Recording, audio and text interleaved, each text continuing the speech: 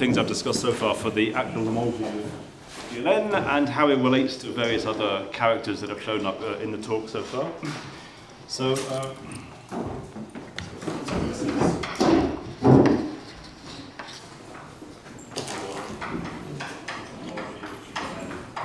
field.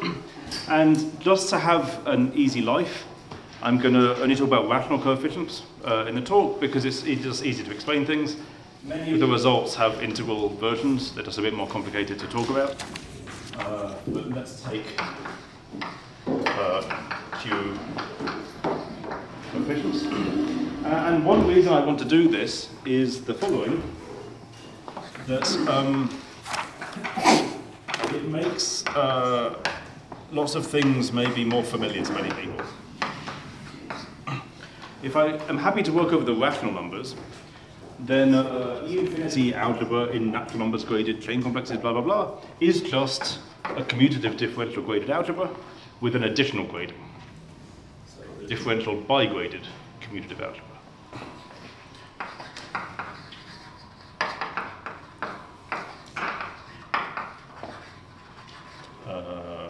Augmented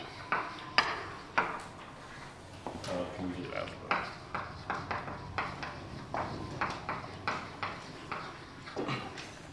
And it's just easier for me to explain things if I sort of write down formulas on that side, because there we can just write down formulas for chain complexes and things. Because you only have Cazul sign with respect to one of the gradings. You only have a Cazul sign, so there's a homological grading, D, which has a Cazul sign, and there's a formal grading, N, which is the one called N everywhere, that doesn't have a Cazul sign, yes.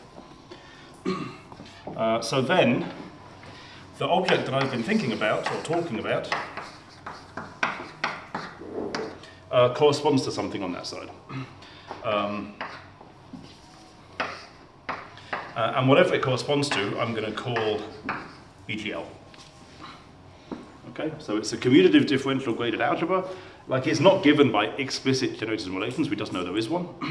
But its homology groups are the homology groups of GLN. So its bigraded homology groups is the D homology of GLN of F with rational coefficients. And what does this discussion in the last lecture tell us about it? So, the last lecture, the part about vanishing of this E-infinity homology, said I can build my object using E-infinity cells of only certain pi degrees. That translates over here to just something about a minimal model. And it says exactly the following thing. It implies, and in fact in this rational case it's literally equivalent to saying BGL has a model that looks like a free graded commutative algebra on something with a differential that we know nothing about. And it's a free graded commutative algebra on, I'll write some things in there in a second. So the statement was that we need no generators below this line of slope 2 going through 1. There's one generator whose name I want to record is the one that corresponds to the 0th homology of GL1. I'll call that sigma. So that's one of the generators. And then there's some other ones that are up here. X alpha. So I'll just call them X alpha of bi degree n comma d, with d strictly bigger than 0 because it's not this one on the bottom row, and d at least strictly bigger than 2n minus 1. Okay, that's exactly the point of this E-infinity homology calculation. So I've incorporated here this fact that on the line, all the groups apart from that one were torsion. They were either 0 or they were Q mod P, but Q mod P is 0. Okay. So that lets me write this as a strict inequality. So that means it's generated as it has a model. We can assume it's like a minimal model if you want. All the generators live up in this region. There's lots of them,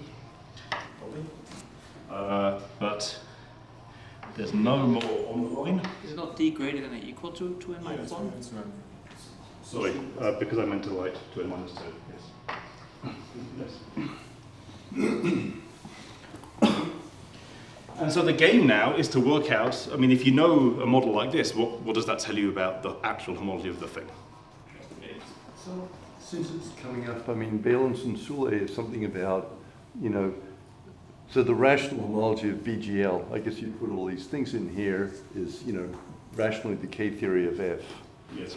So, and that splits is the sum of Adams' eigenspaces. Can you say anything about the Adams weight? So if you wait until the talk of Ismael Sierra, who sat behind you, then he will say everything that is known about this kind of thing. Yes. Have you talking before? I think it's Thursday afternoon. So what can we do with this? So here's a construction we can do. So consider what I call BGL mod sigma, and that just means I attach a CDGA cell or an E infinity cell to kill sigma. And that has a very concrete description if we work in CDGAs. It means I take a tensor with the free thing on a symbol called sigma bar, and the differential is whatever it is on BGL, and D of this new thing is there. That's what it means to attach a cell to kill sigma. You attach a new free generator whose boundary is sigma. So I want to say two things about this. So firstly, sigma had degree 0. So sigma bar has degree 1. So the free graded commutative algebra of sigma is in fact the exterior algebra on sigma bar. Because this has degree, homological degree 1, that's the important point. And so, have a cofiber sequence. I can include BGL as the first summand. That's a subcomplex. And then what's the quotient? The quotient is terms that definitely involve sigma bar. And if you think about that, that is the suspension. It has bi degree 1, 1, so there's a kind of bi-graded suspension of BGL. So it's a cofiber sequence, so we get a Long-Lizard sequence on homology. And what is the Long-Lizard sequence on homology?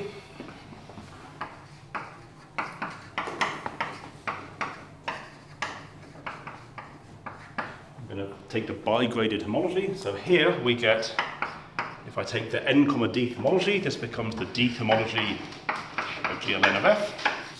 This becomes whatever the n, d homology of this object is. And this in degree n, d is really BGL in degree n minus 1, d minus 1.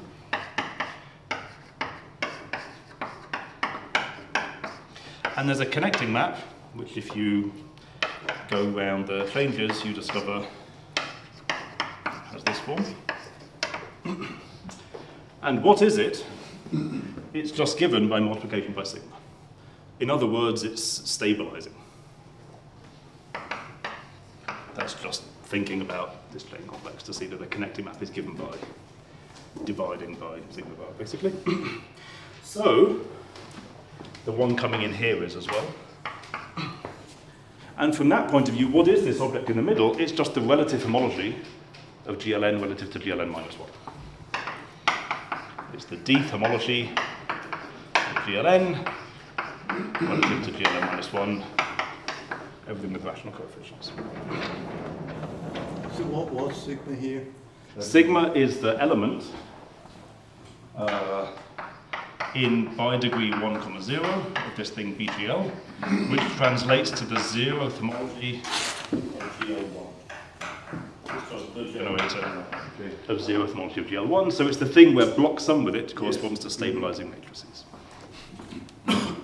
So what we've done is we've made a new object, BGL mod sigma. It's again an infinity algebra, and its homology is the relative homology of the GLs. Okay? So how can we use this? I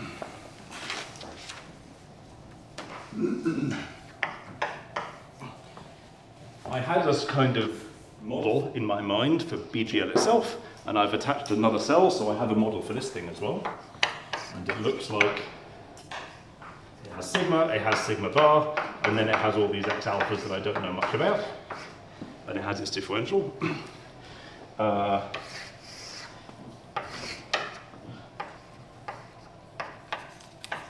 Now this is definitely not a minimal algebra, because d of sigma bar is sigma, and that's a linear term, it's not a decomposable term. So the differential sends that to that. But if it's not a minimal algebra, it means I can just forget both of those generators to get a minimal model. So in fact, this is quasi-isomorphic to the one that just doesn't have those. It only has the x alphas. And they get some induced differential given by the. So what does that now look like? Now we don't have this cell sigma anymore. So it now becomes 0 here.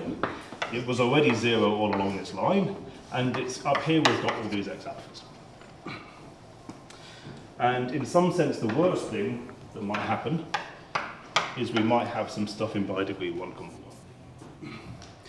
But in this free graded commutative algebra, there are no generators below the line of slope 1 going through the order. There are just no generators. So there are no products of generators either. And so whatever the differential is, there's no homology below that line. So the conclusion, so these all have slope at least 1. So products of them have slope at least 1, and so homology of the complex that you get by taking products have slope 1. And that implies that HND of this object just vanishes for d less than 1.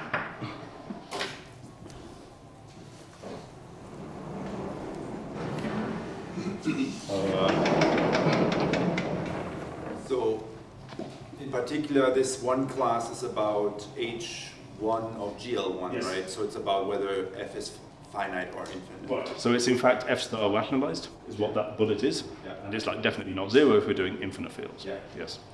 So right, so you can't go back, you can't do better than this. So I should have written that as a corollary. And if we spell out using that this is just relative homology, what does this mean? i.e., it means if we look at the homology of GL1, going to the homology, of GLN, minus 1 going to homology of GLN, this is epi if d is less than n, and it's iso if d is less than n minus 1. In other words, it's homological stability with slope 1, which is, roughly speaking, the best you can hope to get. This corollary is true of the integers as well. That's a theorem of Suslin and Nestorenko. And this proof will also give it, you just have to be, you have all these model things you have to do with the infinity models and not with CDGAs. So to go further than this, we need to know something about these x alphas.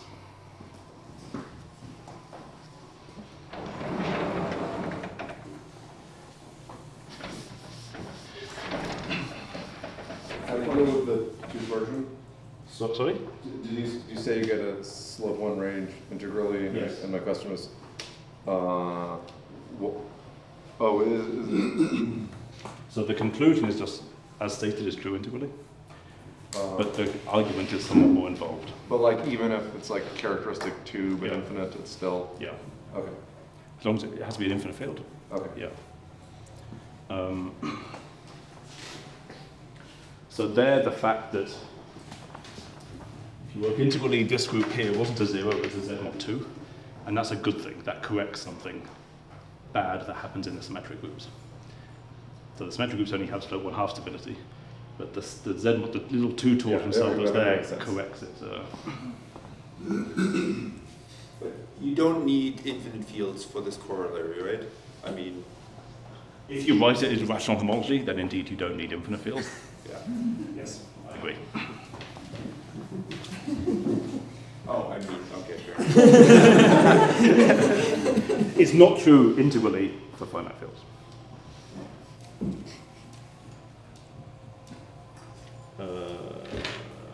Right, so to go further, we want to understand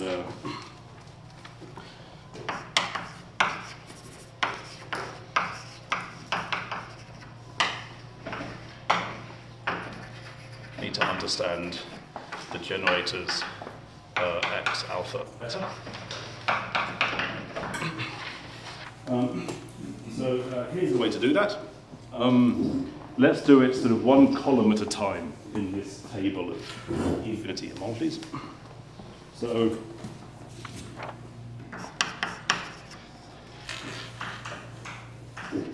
let me revert to the infinity algebras thing just for a second.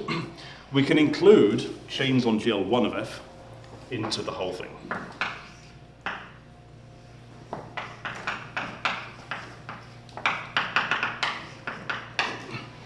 And the target is an infinity algebra and the domain is nothing, but it extends to the free infinity algebra over the domain. You just include the grading 1 piece and then you take all products of grading 1 piece. And this we can just write out what it is. What is it?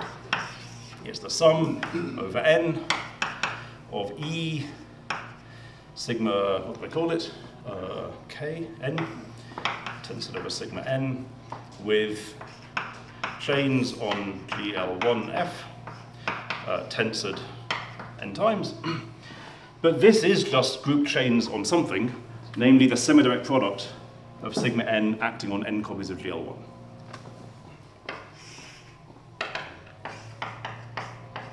In other words, the Reith product of sigma n and GLN1. And this shows up often among people like Suslin, who think about low-dimensional homology of GLNs and so on. It's called the monomial matrices, right? If you want to think about it as a matrix group, it's just matrices that have a single non-zero entry in each row and each column. And I'll call it GMN. The field is the monomial matrices.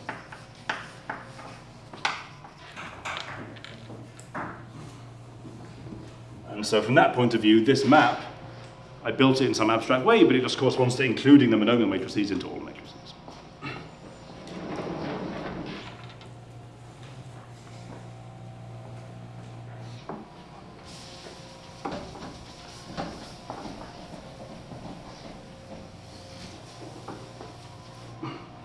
So the first observation is that if I think about this E-infinity homology, what was it defined to be? It was defined to be I take the kind of indecomposables for the multiplication. But if I'm in grading 1, nothing can be decomposable because there's nothing apart from the unit in strictly lower gradings. So it's trivially true that this E-infinity homology in grading 1 of this thing that I'm calling EGL is just the homology of GL1F. And if I write it in pi degrees, aka it is the Deith exterior power of F star Q. That is what the Deith group homology of an abelian group, which is F star, is the exterior, rationally at least, it's the exterior algebra and the rationalization. And that is the infinity homology. So we know the whole first column. So let me reproduce this thing here at a bit more scale way. So this is F star Q, lambda 2, F star Q, 3, F star Q, and so on. Down here we have this class sigma, but probably I'm going to be working mod sigma, so I won't see it. Then the vanishing line said, I have zeros there and there, and indeed down here. And then it probably also said, I have some zeros here as well, further down. And so the first thing that we don't know is this grouping by degree 2,3. Okay? And the way I want to access that is using that this map from monomial matrices into my thing is I defined it this way, it's an isomorphism in grading 1. Because I took the free thing on whatever happens in grading 1. So by construction, it's an isomorphism in grading 1. And then there's a Hurewicz principle, which says that the lowest non-trivial relative homology is the same as the lowest non-trivial relative infinity homology. Which in this case, lowest is rank 2 now. Of what? Of BGL relative to this object I've made. Maybe it's called BGM. That's the whole left-hand side.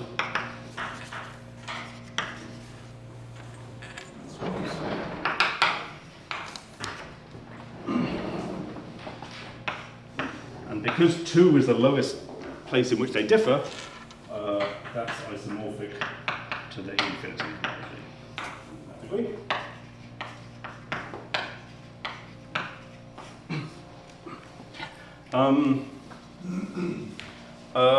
In particular, I'm interested in this on third homology.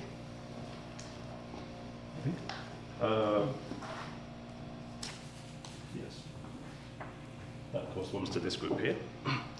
Now, on the right-hand side, we've computed the relative E-infinity homology. And what I really wanted to know was the absolute E-infinity homology of BGL. But the E-infinity homology of BGM is easy because it's a free algebra. So it's indecomposable, so just the thing that it's free on. And in grading 2, the thing that it's free on is trivial, because it was supported in grading 1.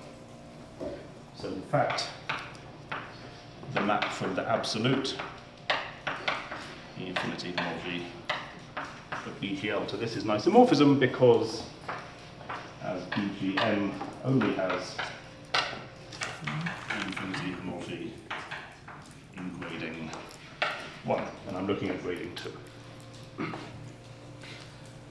Like, you can safely assume there's like all the sorts of Long-as-that sequences that you think you should have for relative homology and things like that. That's all fine. So what that says is that this group that we were interested in is computed by some ordinary group homology. What does it correspond to? It corresponds to H3 of GL2 of the field relative to GM2 of the field.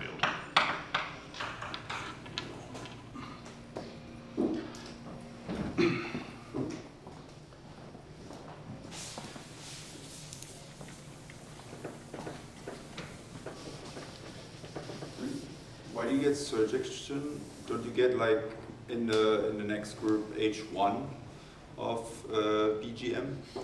No, these long-as-that sequences, the homological degree drops by 1, but the grading is a fixed thing. So the connecting map would go to H2, 2. Oh, H2, 2, I see.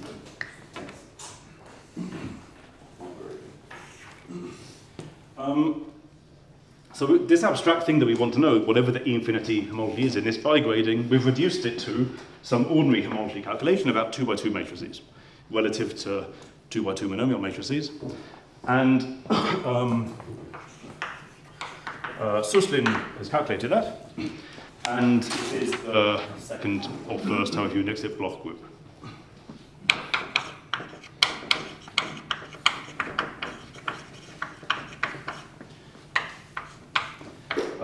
Or maybe it's called the pre-block group. I find this very difficult to know. In our paper, we called it the pre-block group, but I think in this week, it's being written like that. Is it only rationally? Or No. It's more annoying to do, not rationally, but yeah. So that's one thing you can add to that. And Suslin also does us the excellent favour of calculating what the connecting map does. So this has a boundary map. It goes to H2 of GM2F.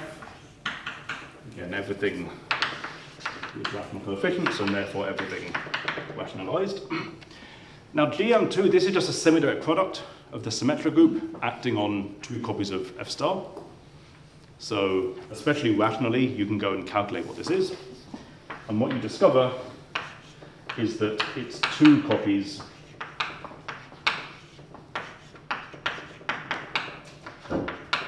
of lambda 2 of F2 star. They come from slightly different sources. Let me say first one comes from like sigma times something in H2 of GM1. Okay, GM1, that was this one here. And it has lambda 2, and you can just multiply by sigma, and that gives you something, and it turns out it injects. And the second one comes from co-invariance, the invariant part, maybe let's say,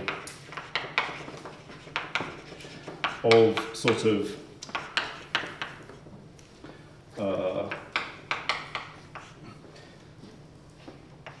H2 of this contains one part that comes from H2 of the first factor, but it contains another part that comes from the two H1s.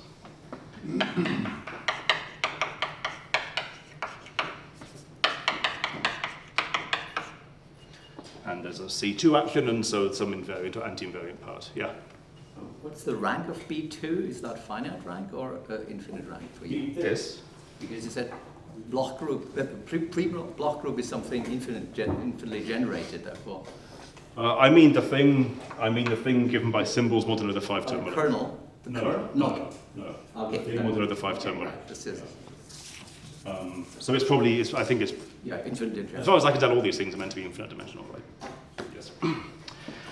So under this decomposition, Suslin says what this map does, and if I write it using this square brackets notation from the first talk yesterday, then it gets sent to, I think, x wedge 1 minus x on the first factor, and the factor we're more interested in is this one, where it goes to minus x.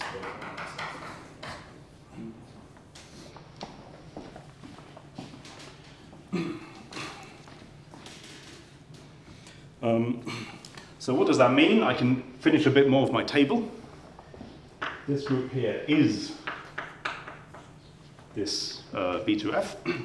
And we've also, by understanding this connecting map, it's a bit difficult to draw in the diagram, but we've understood something about about the differential on those generators, namely how they're attached to products of things down here. Yeah. Oscar, is that minus in front of the x happening on the x or to the... On the outside.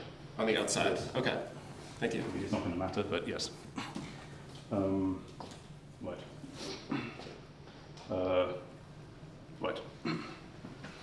So, in particular, what this implies is that on or in the or a model for BGL mod sigma, when we do mod sigma, then we don't see this first factor anymore, because those were things that were sigma times something. So in a model for this, we have, let me draw the picture yet again.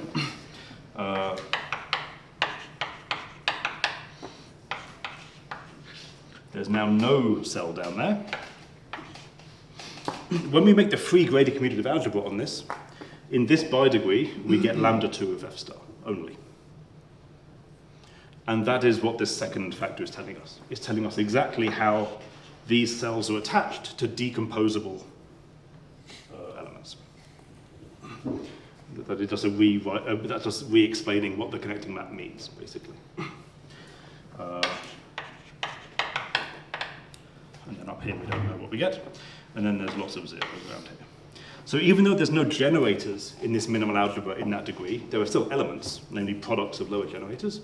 And the connecting map is telling us exactly how the block group part is connected to everything else.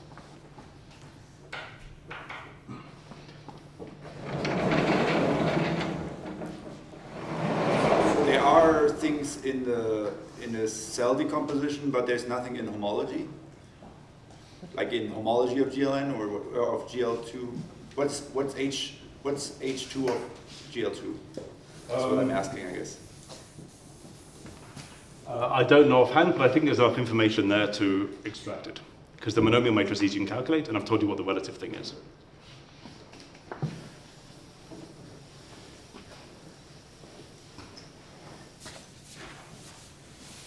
One sort of philosophical point is, I suppose, that this, from the point of view of group homology, these kind of block groups appear as parts of homology of GL2 and so on, whereas this gives some abstract, to be sure, construction, where the block groups just are literally the thing that you're seeing on the diagonal. You don't have to hack your way to it or something. I mean, it shows up as this group. Of course, you need to do some work to identify it with what other people call the block group, namely everybody else.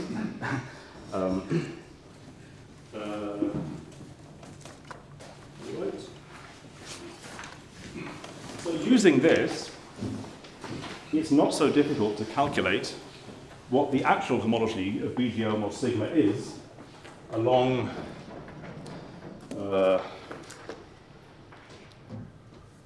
line of slope 1 going through the origin, and along this line. Because before I do the differential, it's an exterior algebra on F star, and then I have to kill whatever this tells me to kill. So using this, we find that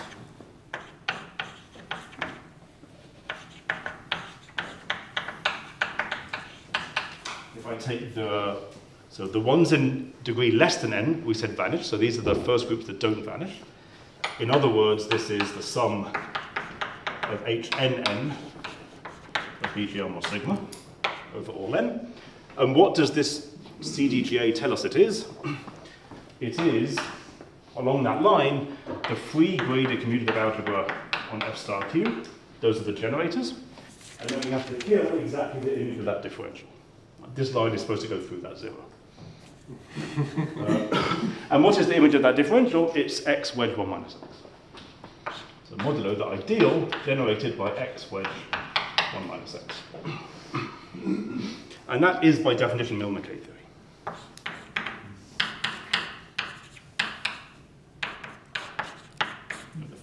So the point is that there are no more relations because the two lines... Exactly. I didn't draw the rest of the zeros, but there's no more that can touch this line.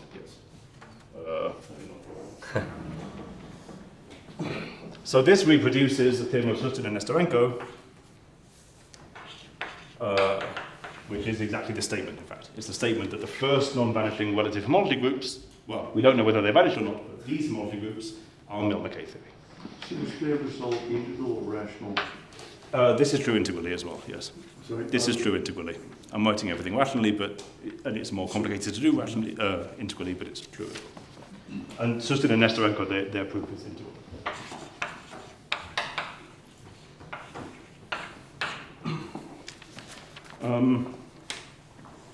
So far that's somehow, okay, this was known in the 80s already, so it's somehow not a new kind of thing. It shows up in a new kind of way, and in my mind, the way it's proved is conceptually more familiar to me personally. But you do get other things from this point of view as well. Maybe...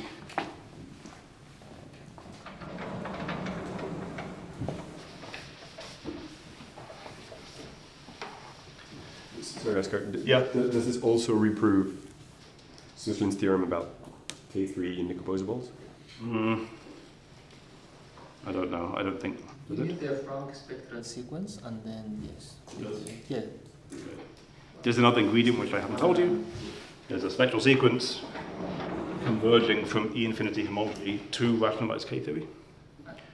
And then the various rows. So something about this row will tell you about K3, and this part tells you obviously about the decomposable part, so everything else in that row is about the indecomposable part.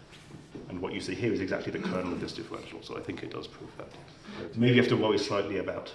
No, I think you don't have to worry, because I said it was a minimal, I think that's... Sometimes you input the main computation for Yes, into yes. this. So. I mean, exactly, the ingredients to read, like this calculation of Suslin's is also not super far from proving that, I think. So it's somehow... It's a different point of view on maybe the same kind of basic ingredients. So you're saying in your framework, this computation of Suslin is the only part where you actually need to write down a resolution and compute something. Right, I mean, I could formulate the theorem differently. I could have said, call this group the Randal-Williams group, and d of it is whatever it is, and then what you get along this line is this modulo the image of d of it. And that's a brilliant theorem of Randal-Williams somehow. But if you want to relate it to things that already exist, then I think you have to do that.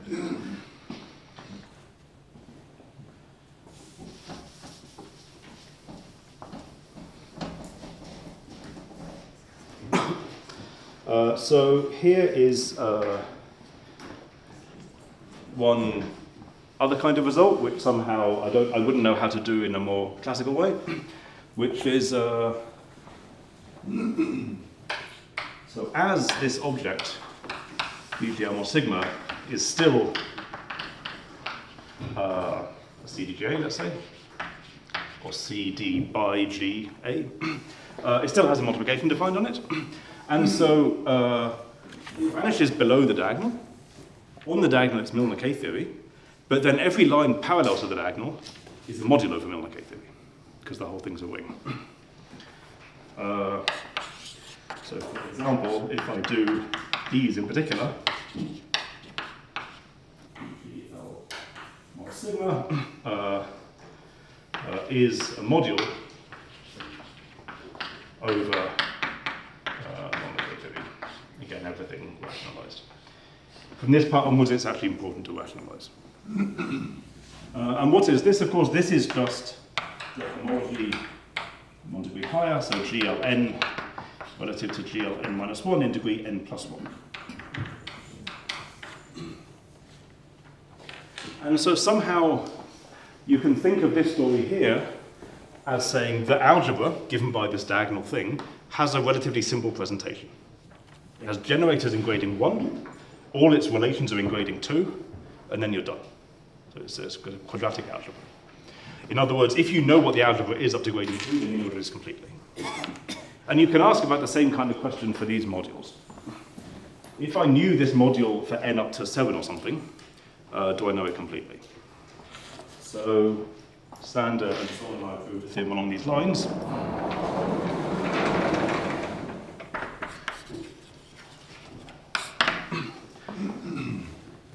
That says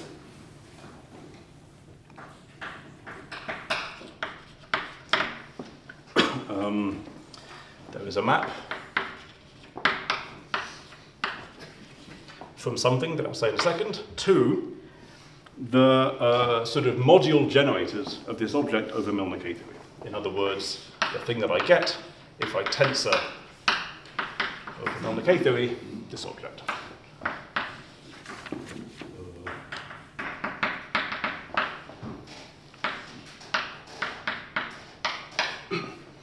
And the conclusion is going to be that this is an isomorphism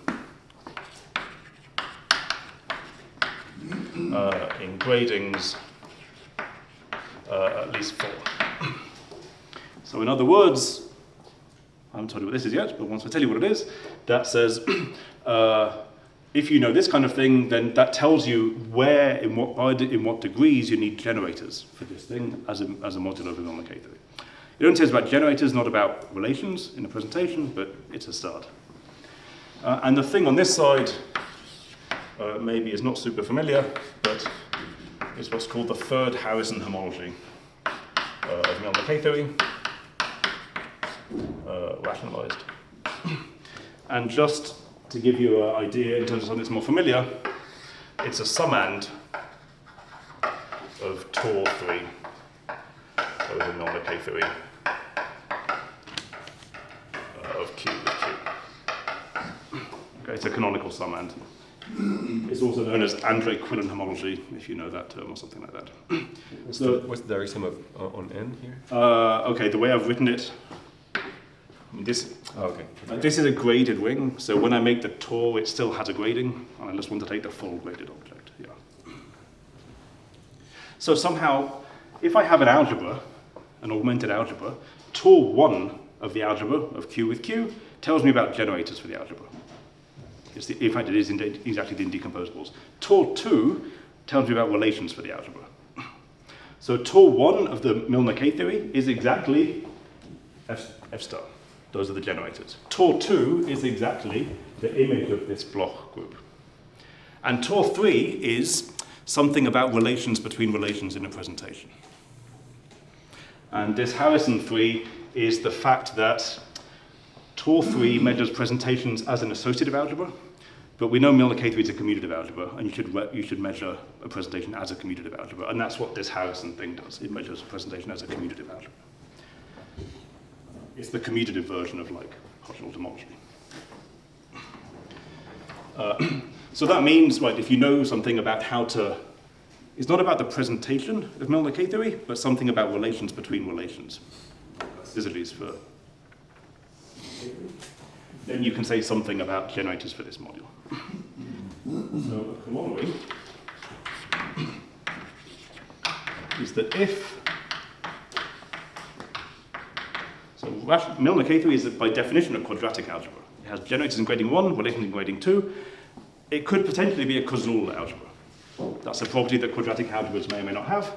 If it is causal,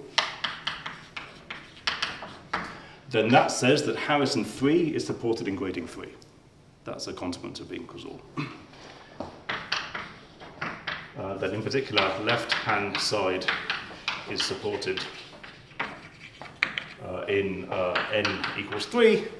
In particular, it vanishes if n is not 3, but then this vanishes in degrees at least 4. So that under that condition, it says this object here is generated as a model of a Milnor K-theory only by things in gradings 1, 2, and 3. Then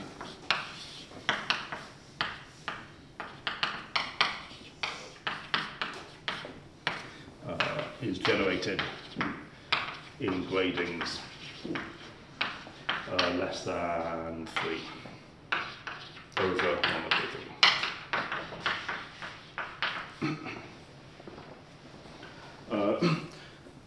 I have no idea how plausible being causal is. I think there's a conjecture, I think. If f has positive characteristic, maybe there's a conjecture of that says that maybe it's causal, maybe. One way to be causal is if K2 vanishes. Then it's an algebra with 0 multiplication, and that's not very exciting as an algebra, but it's definitely causal. An example is if f is a number field,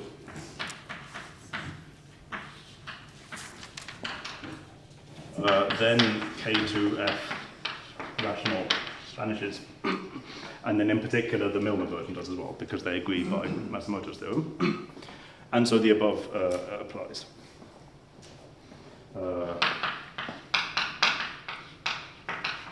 So for number fields, the conclusion of the corollary is true. It's generated in relatively small degrees. But in fact, for things where K2 vanishes, something a lot better is true. Maybe I'd call it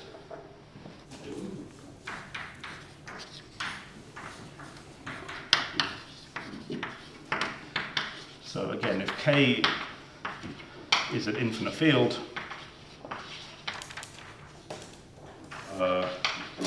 with K2f Q is 0, then in fact you just have much better homological stability. So HD for GLN relative to GLN minus 1 rationally is 0 for degrees less than 4n, maybe minus 1 over 3, is that right? Yes. In particular, the slope is bigger than 1. So it's better than anything that I said before. The Sterenko was up to slope 1, and this is slope 4/3. So that's the concept. This would be most interesting for things that are causal for more interesting reasons than K2 just vanishing. Otherwise, you get this, and that implies that this thing over here, those of them just vanish. And so, of course, they're generated in finite many degrees because they're mainly 0. Okay, so those are a kind of couple of conclusions you can get from knowing this cell structure, so this bound on E-infinity homology, and combining it with concrete calculations of what the low-dimensional cells look like. That's somehow the point of this sort of input from Suslin, is to, you get infinitely much information by saying there's no cells in this region, but then you still need to know concrete information about the cells that there are there. And you have to take that from other people. So that is, I think, what I wanted to say, so thank you for your time.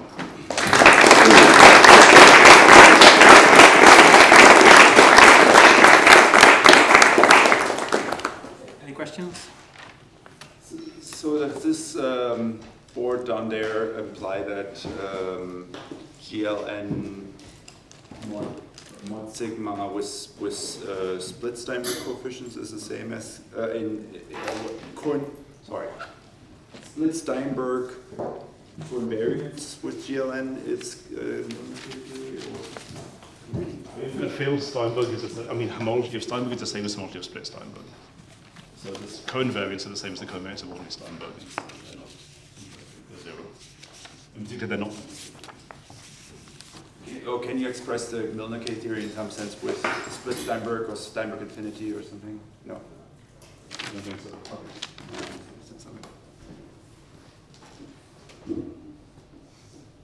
How does one go beyond a slope 1?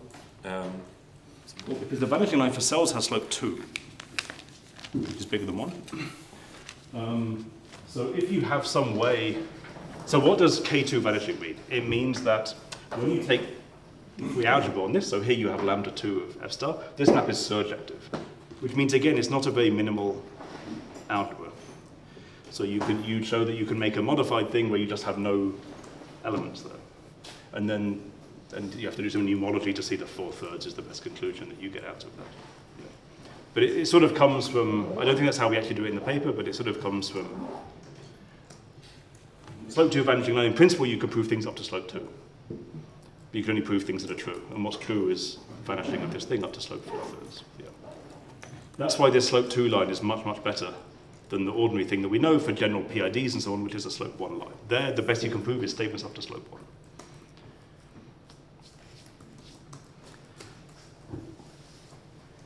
Sorry, I roughly remember this Milnor-K theory is also some diagonal part of some motivic things. Like here is also it seems your model is also diagonal part of something. Whether it's Yes. I think maybe wait till Ismail's talk to hear about that kind of thing. Yes.